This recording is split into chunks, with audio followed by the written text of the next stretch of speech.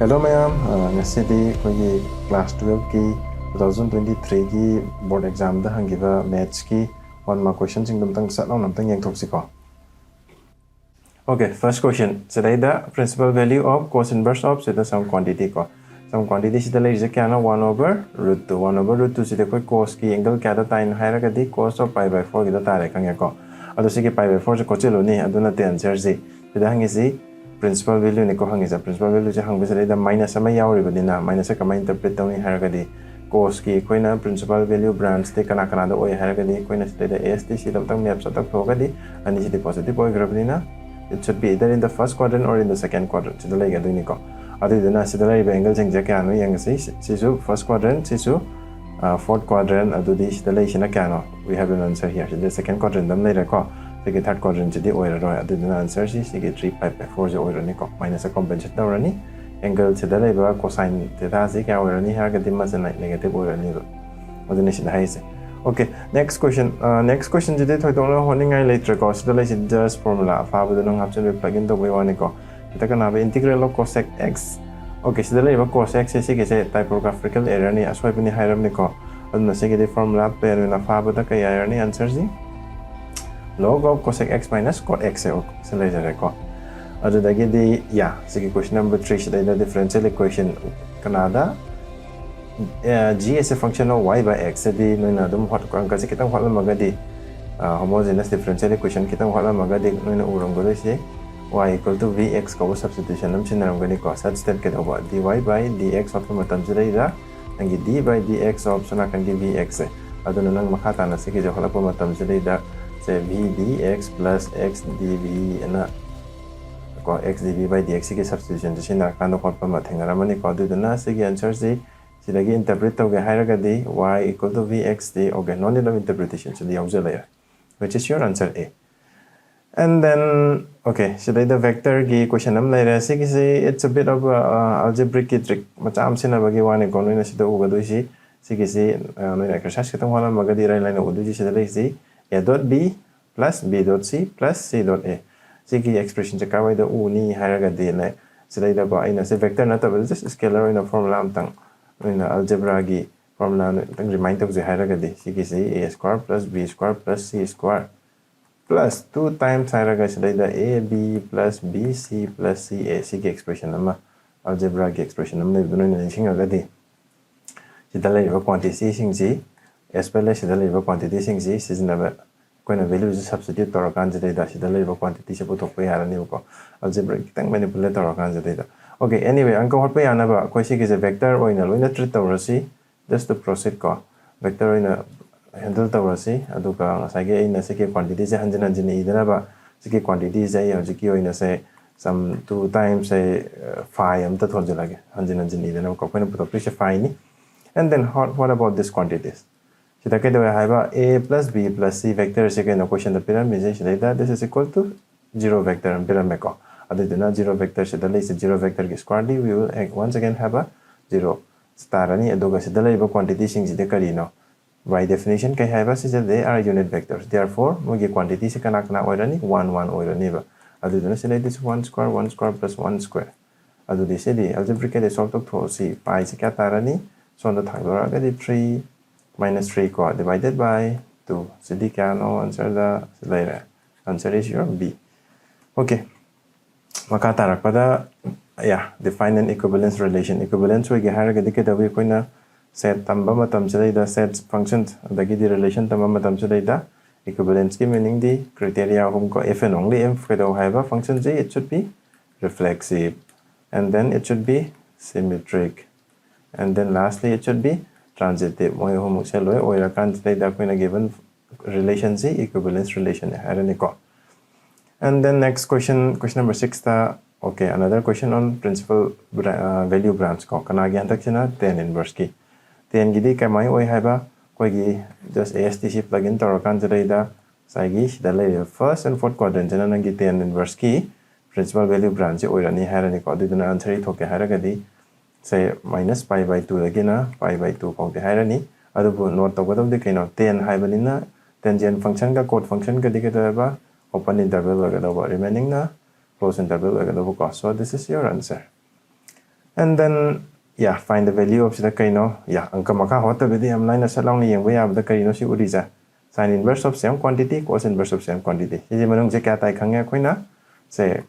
utang I thok cha haraga sin inverse of x plus se wari bu cos inverse of x ji kana ka maragi hai di pi by 2 ka manai hai banina. Sida lai ri se kana am ta na sin of pi by 2 se kya no hai banega, which is 1 ko. See later. And then question number 8 ki sidi ya matrix 15 elements possible orders. Sidi se matrix sam later matrix sida ida either se kaino sida se row wise column wise elements e do ina do sida hai je kaino haraga di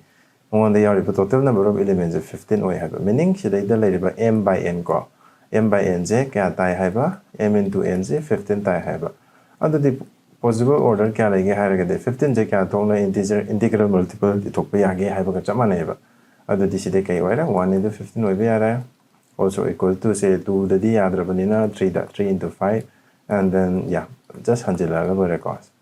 finally 15 into 1 adu di moi machine kya no this is equal to 4 order kya tani haradi 4 order legani ya haran ko and then yeah so the question ama adum hang leba question style sidi kamai hot kani continuous oi hara kamai hot kani sidi say the left hand limit equal to limit masa duga right hand limit duga sigi sidi whole aloy adu dina sidi lai je kana function je x equal to 0 da ki tai haiba adu di si mayai ki ke sidi da say limit of the function say when x tends to 0 je oba tam sida kya ne haiba sida na function ki definition je ki sida rani aduga sagi sigi x tends to either 0 plus ko natraga x tends to 0 minus oba tam dana sigi first definition je sida rani which is your sin of x divided by x ko sida samanare yidasya adu anyway sidi koina formula tagi kali khange this is equal to koina 1 tai je khange so the decision na kaya waira ki therefore simply yeah silo simangai answer abo k equal to 1 tare cos laser and then okay 1 mark silo dore so the question number 10 da kaino silai risi dy by dx if so the risi kya no expression ji 2x plus 3y equal to sin y so the arrive in ko just differentiating with respect to x and ko hoto la kana ni ba simangai adu di sidi ka dore 2x ki di 2 tarani sigi di 3 times dy by dx tarani suna kandana sin y ki derivative ti cos y aduga y di with respect to x am ko differentiate tok dore bilina se half account ni ko adu di se di dy by dx am ko ithoga lorani se di dy by dx collect orani nakanam da se hakamana se di na puna isa haraga di se 3 minus cos y ni iraga di sigi 2 sina right side to chalaga di minus 2 aduna therefore question da putho hai ba dy by dx di kana waira 2 divided by 6 is a minus ma thang kon thong na re ko final expression da minus yaw da numbers minus iba yar and then okay so the expression am the expression ji integrating factor photo hai ba ko differential equation am pira maga aduna koina sagi sidai da integrating factor photo ke haira ga the first precondition je kari no haira ga di say dy by dx plus py equal to q hai ba ne ba sidai da kaino le ri se kemte e da banina sidai da 1 le ba ga chama ne ko aduna question da na kani no le expression je x am ta p dy by dx hai ba function je le x am ta p aduga amata makata ba jadi masak se mana ra kadawre aduna sidai mamang da kana ta p no ba yare -1 an log thoga di sida -1 ni ira ga di sigi je plus ni lo ba yara ni aduna sida le ba p je -1 ga mana ina lo ba yare adubu 1 gi x ka di mana da bri na ina son gi son sai chu x na tang lo yan thok pi ra ga di kaina phangak ta expression je kari na Oji, sagi sigi standard expression je phangani ba. Ko sorry ki lang sang dog sigi sida expression je phangani which is kana ne ba dy by dx plus sida da x na yela banina minus 1 by x hai ba yar ni ko y equal to 2x square ka tanga ne ba duna integrating factor puto ke de kaino e to the power integral of p dx hai bani which is sigi ke sida di e to the power kaya ne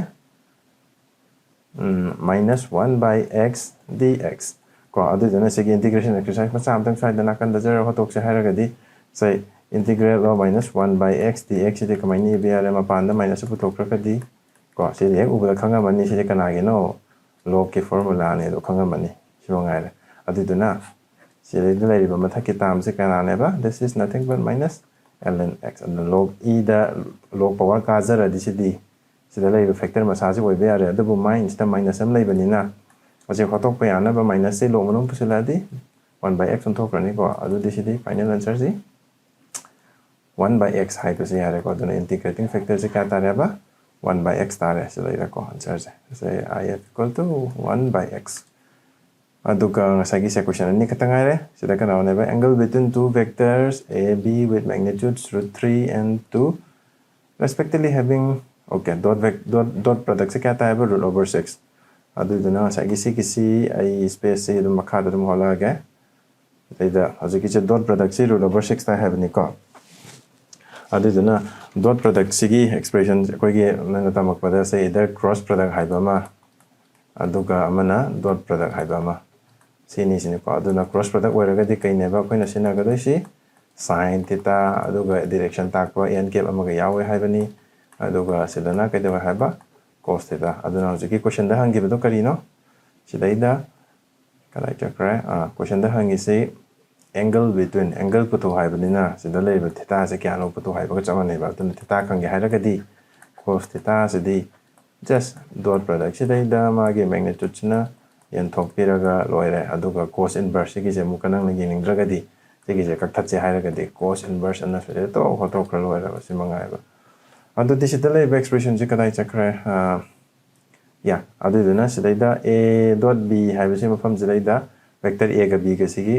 kya kya ne a dot b se kya ta hai sidaida p ri question sidaida √6 ko adu duna ai se lack of space wa bagi size da iraga se theta equal to cos inverse of a dot b se kya neba question the pyramid se √6 aduga vector sing ge magnitude china √3 and another one is 2 se hot pagi one ida aduduna se de kamani bia √2 √3 makha dana √3 2 ge mafum da √2 kaktat pakhara sanaraga loira which is finally karino lairi se this is simply cos 1/√2 sitting as a question dia 1/√2 kya data hai ba pi/4 da cos 45 say 1/√2 ko aduna so find the angle hai se kya no this angle is equal to pi/4 aduga 1 mark ta last question direction ratio of 2, -2 direction cosine photo hai ba aduna direction ratio da gi direction cosine photo ke hai ra di simple expression oina khanga do si formula do repetitive oi bani ko aduna sagi sidai da nang kamai hot kani hai ra di sidai da pyramid ba so kari hai se kya ko gi se sidai lai ba